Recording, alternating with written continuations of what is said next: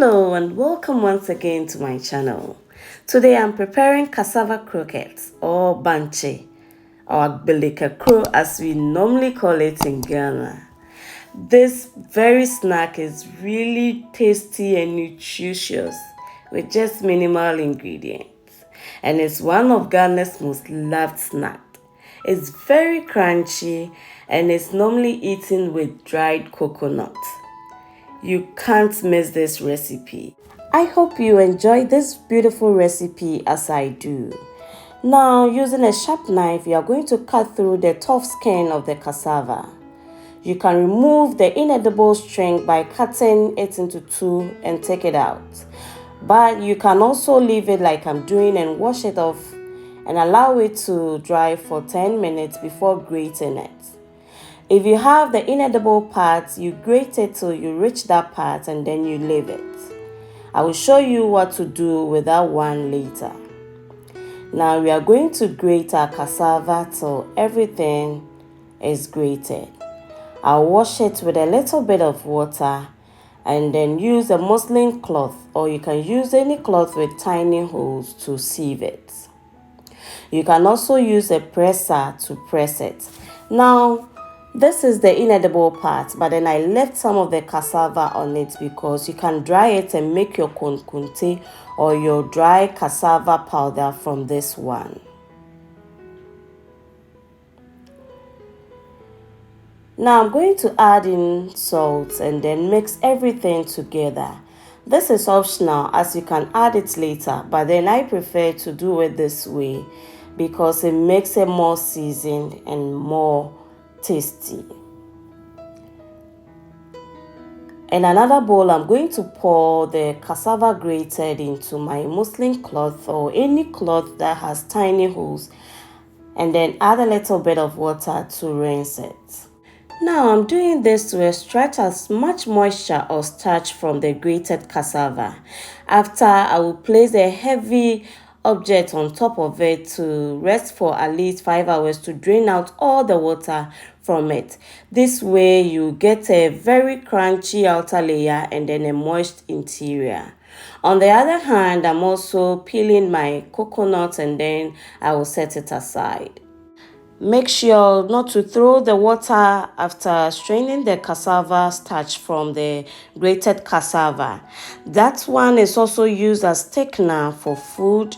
And then in Ghana, we also use the starchy part, that's the white part we see in the video, as thickener for our puddings. And then we also wash our linen clothes with it. Some also use it to wash their curtains to make it straight when you press it. Now this is how it looks like after the 5 hours. If you don't air dry the cassava after squeezing out the starch, it may absorb more oil while frying due to the moisture. Yet this step is optional as you can also squeeze the starch using your hand. Break the lumps and then mash it well to make sure there aren't any lumps in it. If you did not add any salt initially, this is the best stage to add it. Now you grate your onions into this mixture, or you can decide to chop them into smaller sizes and add it to it directly. I do not personally like the sight of diced onions in my Agbeli or Akakro, so I always grate the onions and put it right inside. On the other hand, I'm pouring oil to bring it to a heat and then continue the process whilst it's heating up. I'm going to put some in my hands and roll it into a ball, into the sizes I prefer, and then also place it in a tray or anything you can place your ball in and set it aside. Make sure not to put too much pressure whilst rounding the balls, as it will make it hard when frying it. You put a little, you take some out if that's not the required shape you want, and then you set it aside. You do till all the cassava is finished. Now, if you are not ready to fry it now, you can just put it in any Ziploc bag and then put it in the freezer. When you are ready, you just store it and then you continue frying it. I put the onion inside to give it more flavor too. So now I'm dropping my cassava balls into my preheated oil. We are going to fry this on medium heat as we do not want to have a crunchy outside and then an uncooked inside. You will know your Akakro is ready to be flipped over when the onion you placed inside the oil turns golden brown.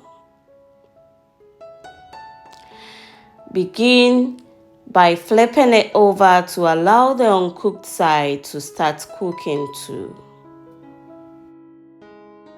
Now continue stirring till it's golden brown. You can eat it at this stage if you want a softer one, but then the more it stays in the oil, the crunchier it becomes. And I love mine very brown and crunchy. So I'll continue to allow mine fry for some few minutes before taking it out of the fire when it's to my preference. Is this beautiful recipe not simple to make in the comfort of your home? Now, if you find yourself in a place where you can't readily get this delicious snack where you are, you can just buy your cassava and do it in the comfort of your home. This is the color I'll be going for, so I'll take it out of my oil and allow it to drain before eating it with my coconuts. Thank you, lovely people, for watching my channel. Don't forget to like, comment, share, and subscribe for more recipes. Thank you and bye-bye.